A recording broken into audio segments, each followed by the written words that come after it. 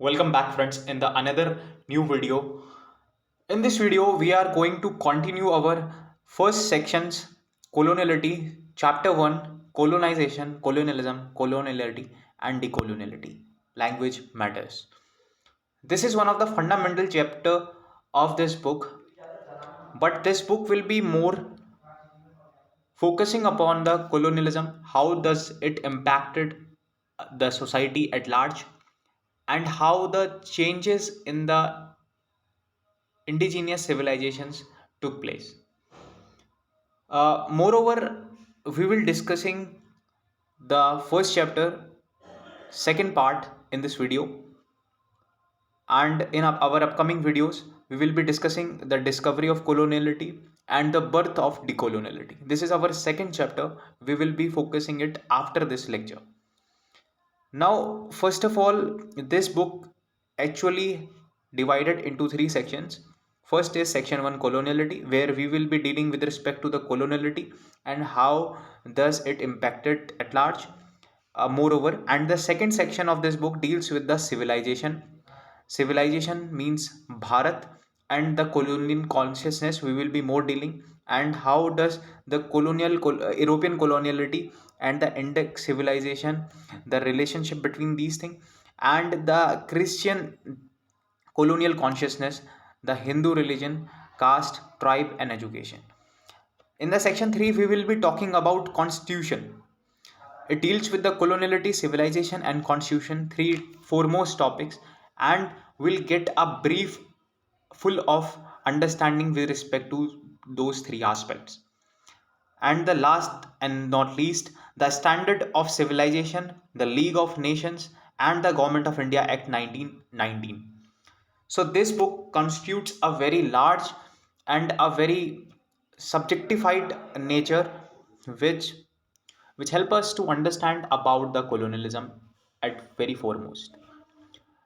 Now, first thing that I have discussed about the colonization, colonialism, and the coloniality. In the very first of my lecture, these three I have talked at large, the cultural complexities and the cultural coloniality. Moreover, I have also talked about the North Atlantic universal frictionalism, which is a major important concept to have a brief understanding with respect to the coloniality. That forms a particularly basis of all those lectures which will come. If you haven't watched it yet, so go and first watch that lecture. Colonialism is the process, colonialism is the policy, and coloniality is the mindset or thought that underpins or derives colonialism. This is a very true thought, and thus to understand the colonization, you have to understand a proper triangular meaning of these three terms. Now, moving forward, today's we are going to cover how the decolonial school of thought actually evolved, and it actually pays a lot of attention towards the coloniality and its consequences, and raised a particular consciousness with respect to the coloniality and colonization process. Today, we will be talking also about the theological basis and giving a particular touch to Christianity. How does the Christian new world changes the whole society and the indigenous society's faith and customs? Moreover, how it converted them. So I will be giving you a brief about all of these things. First of all, we are starting with the Latin America has contributed a lot. Previous video I have talked about how the Latin America plays a very important role. In our more upcoming lectures we will be talking about the some Peruvian sociologists, anthropologists, and like Anibal Cuijano. He mentioned lot of about the process of coloniality and the decoloniality, but we will be focusing today not to those decoloniality process, but in the basics of all that. Okay, we are going to revolve around. The first thing is that coloniality altered the religion, faith, and the belief system of one society. This is very true that I have talked. How does it alter the religious faith of one society, belief system of the one society, and prorogated their religion of Christianism? the people who taken voyages to all around the world from the North American uh, states, and how does it impact it a lot. First of all, that Christianity doesn't have any proper theological basis, or I would say the majority become only the theological basis. If I would be correct, moreover, we would say the mystical theological basis, which is not based upon the concrete proofs and based upon the mystical basis. First of all, they said that the racial supremacy should be one of the thing, and that is actually the scientific part of the decolonial school. Second is color complexion. They said we are more charming, we are more progressive, we have a good knowledge, and you people are not more knowledgeable than us. This kind of inequalities they started it. And with respect, not only the knowledge, but first of all, they make a proper sense of color complexism. We would say the color complexism: you are white, I am black, so the white racial is more superior than the black racial. And they took this as a central thought, and leads to the conversion of whole continent into the one religion, and they lose their own indigenous identities and the social culture. Second, they cut off the true reality. I will be also talking about the realistic theology. What does realistic theology say? If I talk about the realistic theology, it doesn't subjugate any other indigenous society. It says if you like that particular practice, you come, you see, if you like, then you convert by yourself, no problem. But here, the subjugation is being done of one society, one indigenous faith, one indigenous belief system. So it means that they were truly cut off the reality. Third, they were full of illusions. They don't have the proper documentation of one thing. Like in the Hinduism, we have a proper uh, basis of Vedas. We have very texts, very first texts of our inscriptions, manuscripts, very potential knowledge do we have in our system. But their system is full of illusion. They don't have any concrete basis. And the applicability of the science they used. How? Because wherever the science is being used, unbiasedness and the non-neutral stances will be seen at large. Wherever the science is being applied, you won't say that the neutrality will be maintained. No neutrality will be maintained. And the mixture of error and the corruption chances increases more. Citizens contemptuous of their duty. Why? They shows disapproval of their duty. This is actually a proper theological basis, if you would say. If I would like to give example, Roman culture was a very high level culture in the European society, but the conversion of Romans into the Christianity leads to the destruction of the classical world. If I would say, the darkening age started. Here you can see this book, The Darkening Age, The Christian Destruction of the Classical World by the Catherine Nixy. She talked about how the Christianity actually leads to the destruction of the modern classical world. And his book is full of examples which you haven't read earlier. So I'm not going with respect to this book, but I will give some nuances in my upcoming videos.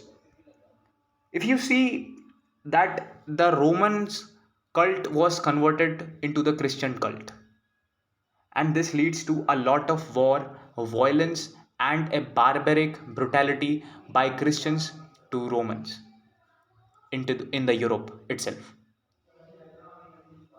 And then we see in the African part, and after that it actually increases towards the Asia and the Southeast Asia in Asian countries, subjugating, dominating, no neutral stances, no equality, no a particular respect. So these all the values of a particular realistic theories got actually vanished. Second thing, that realistic theory have one thing, realistic theology has one thing, is that only those form of religious life that are positive and arise out of experiences can be objectified. Here you don't have any particular form of religious life in the Christianity. You don't have any positive senses that arise out of experiences.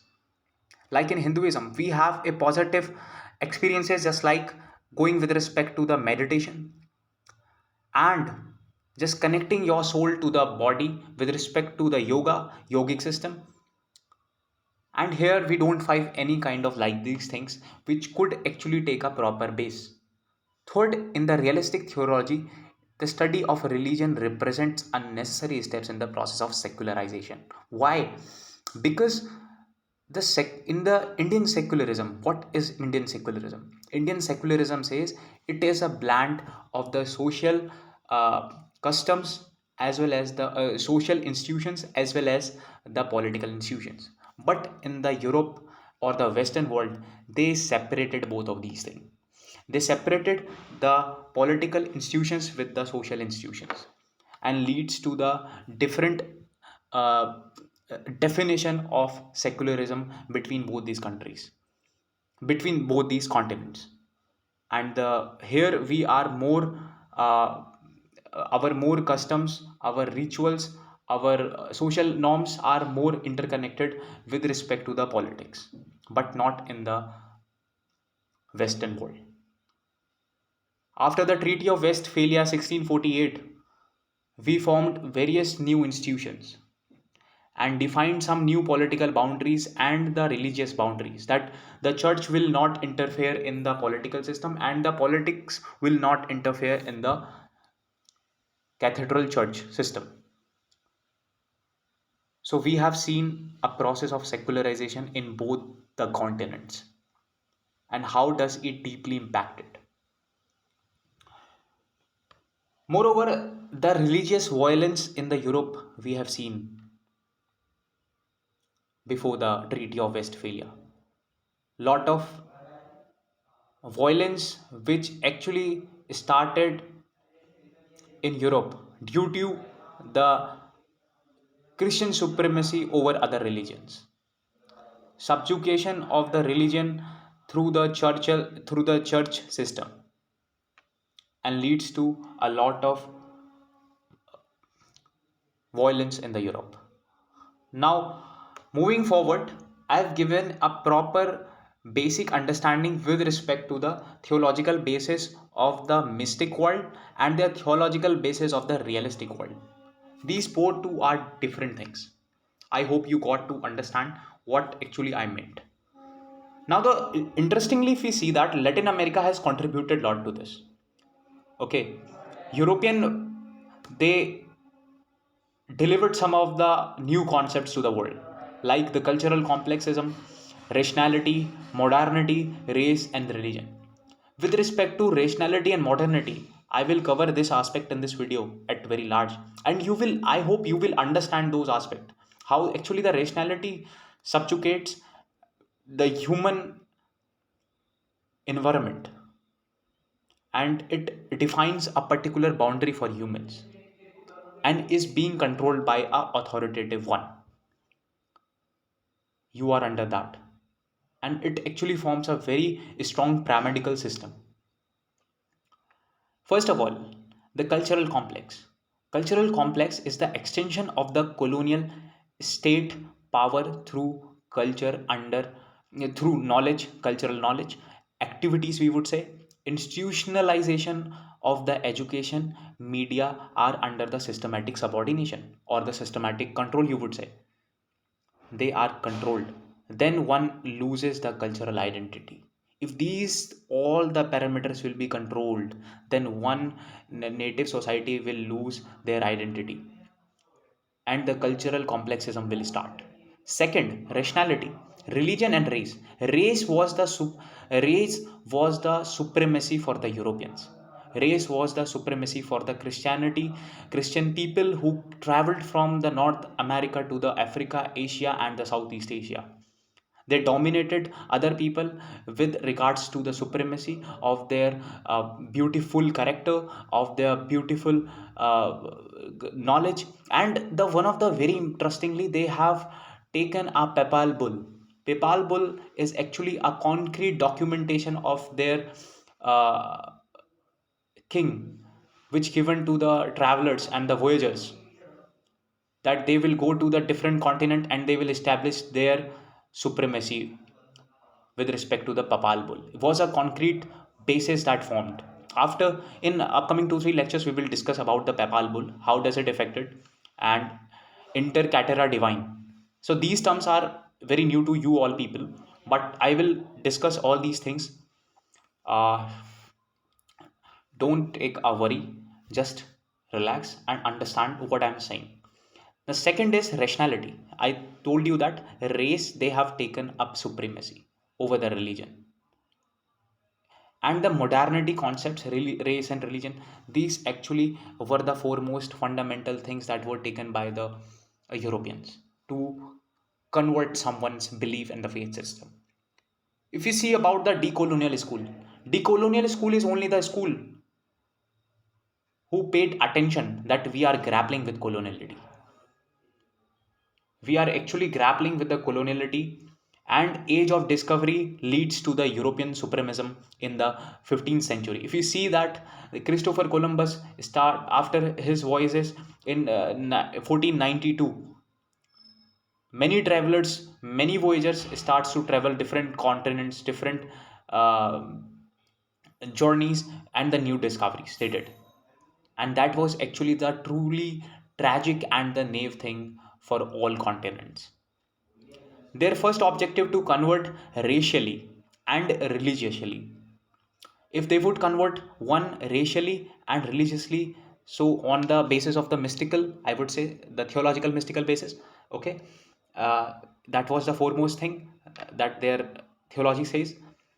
And the second was that Asia was unconsciousness. In Asia was unconscious about all those things. We thought that they all were traders coming here for trade and they will just go back. But they have different objectives and different type of cult they are bringing to into they are bringing into our system, that they want to change us. And we were not at the forefront of the decolonial scholarship. Our universities, our state doesn't think about the process of decoloniality. Today, we are more dependent upon the West. Why? Because of the coloniality. Our state of mind is full of the colonial consciousness. We are not understanding the decolonial concepts at very large. Our societies, our universities, our educational institutions, and our government didn't think about the process of decolonialization. Through the mind, if you are not decolonial, you cannot be the true one who is barred, who is free from all the thoughts.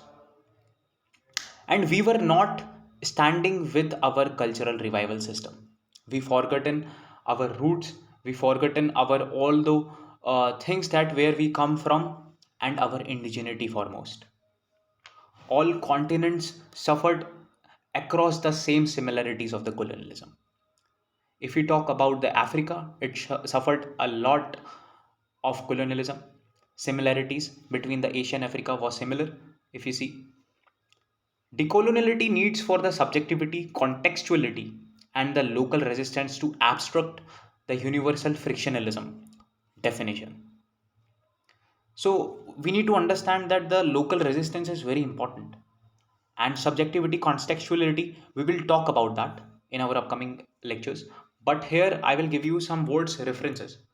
Okay.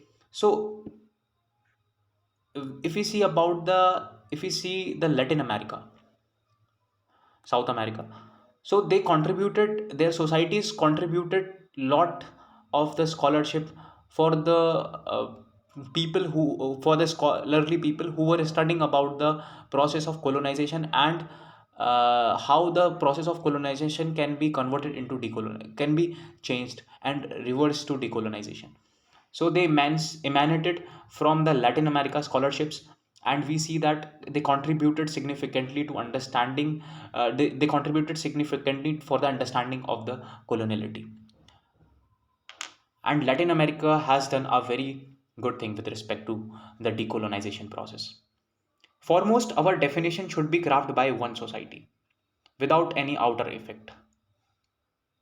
Everyone has to define their everyone has to define their everyone has to define their own definition with respect to coloniality and decoloniality. So without giving any outer effect, one should be independent with respect to the definitions. So decoloniality needs these all things. If I would say the Asian experience of colonialism can impact, because almost entire America, half Africa converted into colonizers religion, that was Christianity. Christian did a very devastated thing for whole continents. But we, Bharat, as a civilization, living indigenous civilization, only the living indigenous society, civilization can determine the more broader aspect of these colonizers impact and the colonialism. Colonized societies almost become Christian, and the loss of indigenous native religious identities. We all are converted into one religion, and now we actually lost our indigenous native religious identities. I have told you about the cultural coloniality. How does it affect it? है What were the proper institutional mechanisms they built? They have to first bar you writing your texts, prorogating your own education system, your own indigenous belief and the faith system. Okay, so these things were actually captured or dominated by the colonized masters, colonial masters, and it was next to impossible to revert to their ancestral faith and the nature centric practices. If we see more largely North America, modern, we would say Canada, United States, Latin America, Africa, Asia, these all continents were practicing nature as a god. We were practicing nature as a god. We used to worship mountains. We used to worship the nature. We used to worship the plants. We used to worship the every natural thing. But they barred us from this. Colonial masters make it more as a dogma and make our ancestral faith and belief system says these all are corruptive. And we couldn't, India as a civilization, Bharat as a civilization, we used to revive. But today the Africa, the North America is facing a lot of problem for the revival of their own civilization, and rebirth, returning to their practices, is next to impossible for now to them. So you are thinking na, that how this actually impacted lot to the people of those continents. We are blessed as an Indian, Bharat as a civilization, that we can return, that we can retain to our roots and the valuable education and the valuable Vedic educational system that has a lot of valuable practices, not the corruptive practices. There were some of the reasons, if I would say. First is because of the evangelical nature of Christianity. Here I am using the word evangelical. What does it mean? Evangelical means who seeks to convert one faith and the belief system. So, particularly, the nature of Christianity was to convert one's belief and the nature system. Nature and how they can convert. They can convert by converting their belief and the faith toward they have of one's indigenous society. Second, the status of majority. One by one, everybody was converting in the Christianity. If you see in Africa, first, if you see in Africa, Christianity arrived in Egypt in Africa in 50 AD. And Eritrea was one of the first region to adopt the Christian as a religion, as a whole religion. Christianity as a whole religion, if I would say. And this leads to the Christian missionaries were compelled to spread their gospel in native language of people. Are you thinking that how the Christian missionaries were compelled to spread their gospels? Gospels were the teaching of the Jesus, if you would say, and that is actually a method of salvation. We will talking about these all things in our upcoming video lectures, but here we will more understanding about the basics of all those things, and sought to convert indigenous religious practices to others religious practices into another's religious practices, would say. So this actually was done by the Christianity.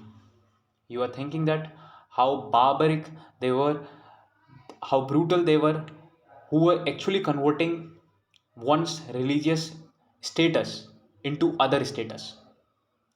And the status of majority when they get, it is more easy for them to convert the whole continent, the whole country, whole nation.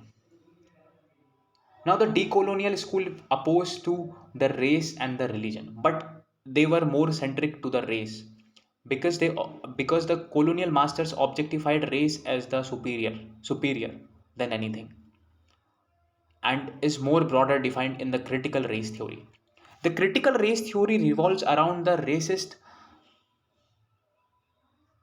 racial, we would say the racial discrimination by the colonial masters with the indigenous societies, and this leads to the racial consciousness of colonizer by comparison with respect to their body, with respect to their color, and their superiority of knowledge, they say. And the fifth point that is more important, that is the religion reticent legacy. What is the religion reticent legacy? Keeping quiet with respect to their faith and religion, the freedom of speech and expression of thought is barred for one indigenous society. And they cannot even talk about their religion, they cannot discuss about their religion, they cannot freely express their own culture. They cannot do like these things. Okay, they cannot do any kind of social gathering with respect to the religion, with respect to their own religion.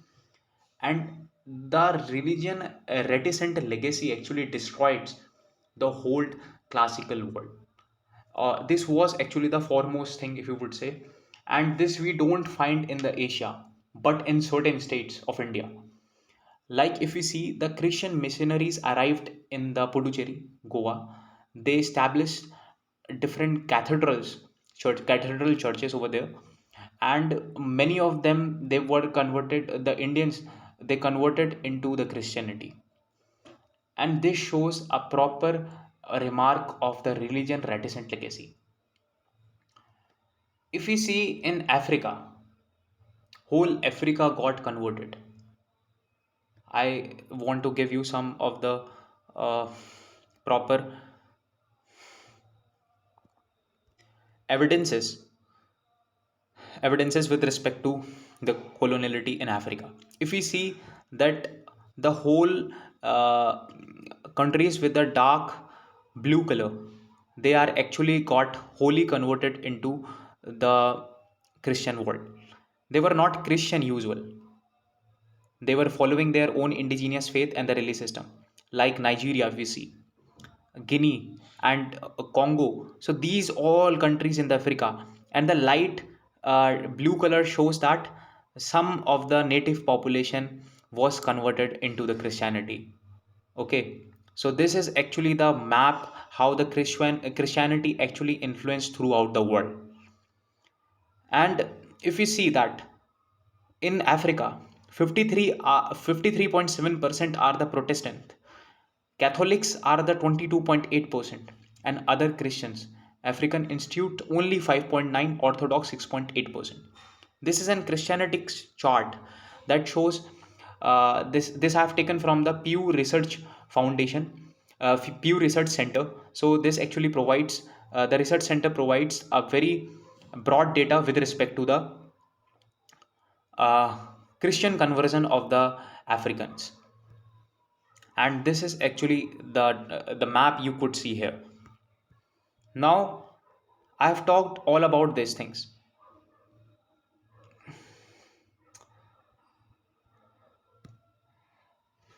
The formation of those all things leads to the destruction of classical world, we would say,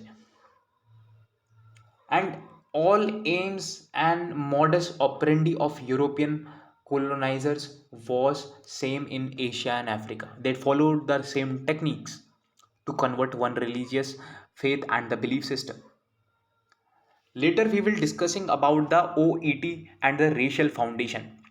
OET means ontological, epistemological and the theological basis of the European colonizers they put to change the whole world.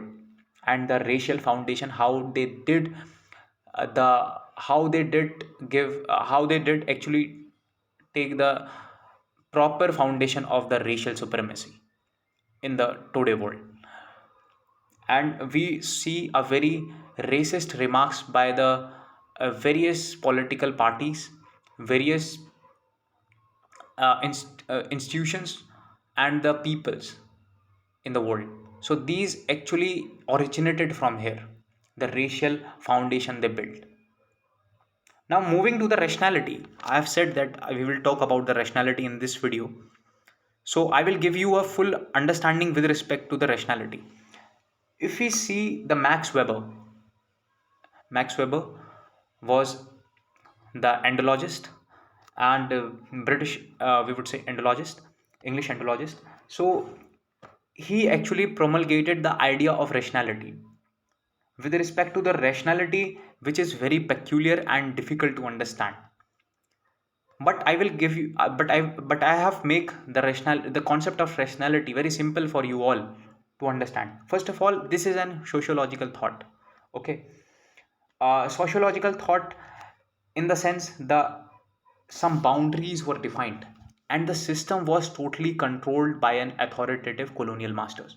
First of all, if I would like to give example, to colonize the world, what you have to do: controlling organization, society, economy, institution. The Britishers, the colonial masters, the English, you would say, the European colonizers, they did this first very step. Second, bureaucratic optimistic control. If you have a proper control over the bureaucracy, then you can control anything. And this thing they did. Hierarchical structures they built, division of the labor they did, and who will work for what thing and for what purpose. These all were defined in certain boundaries.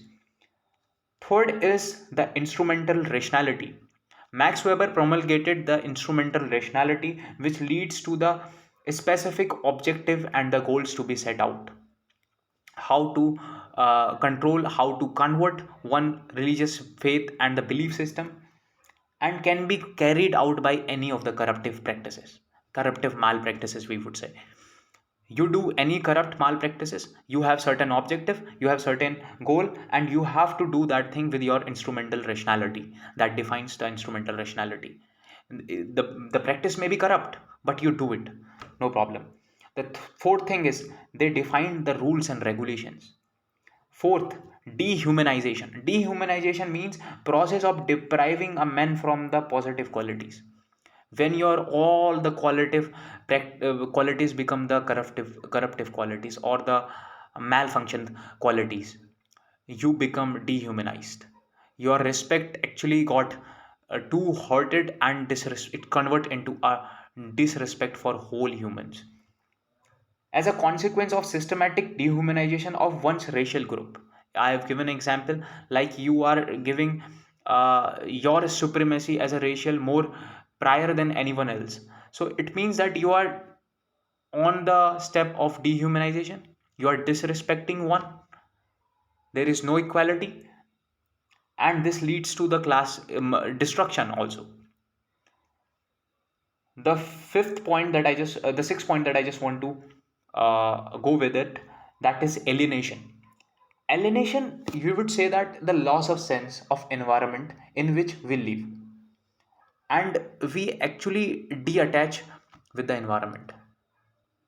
You don't have the sense where you live, and this actually all got regulated by the authoritative state or the supreme power. The supreme power are the European colonizers. They colonize one society and they alienate all the peoples who live in that particular environment, and the detachment of their own culture, society, and the indigenous practices that they used to do. You alienate them from all those things. And the foremost, not the last, the cultural shift. Cultural shift leads to the religious and the art disentachment. Why? What is disentachment? Disentachment means a feeling of disappointment about something you previously respect. You respect your belief system, you respect your practices, you respect your religion where you come from, and you respect your order that was actually followed from the ancient past. But today this cultural shift took place. Someone used to convert your mindset through certain objectives, certain goals, certain principles they set out, and you are now disentanglement with respect to your ancestral cultural and your own indigenous practices. This leads to the cultural shift. And the sixth thing, iron cage of rationalization. This is the one of the thing where one society got restrictive environment. They cannot do anything with respect to their mind, their they cannot even practice their own culture. They cannot even practice their own faith and the belief system. All those things got restraint, so that one can't take independent decisions. Independent restrictive decisions are built upon one indigenous society through this. So I have told about the rationality in various aspects. This actually talked about the Max Weber rationality whole promulgation, and how the European used it as a source of change or conversion of the indigenous societies to the Christian world, to the Christianity. And it was actually the darkest phase for all the human beings when they were practicing their own indigenous religion, their own culture. They were following their own pattern of language. Today they have that. Today it has destroyed almost, and it is impossible to revive. So I hope you got a broader idea with respect to all those new concepts of today's video. We'll meet soon. Thank you. Thank you very much for watching.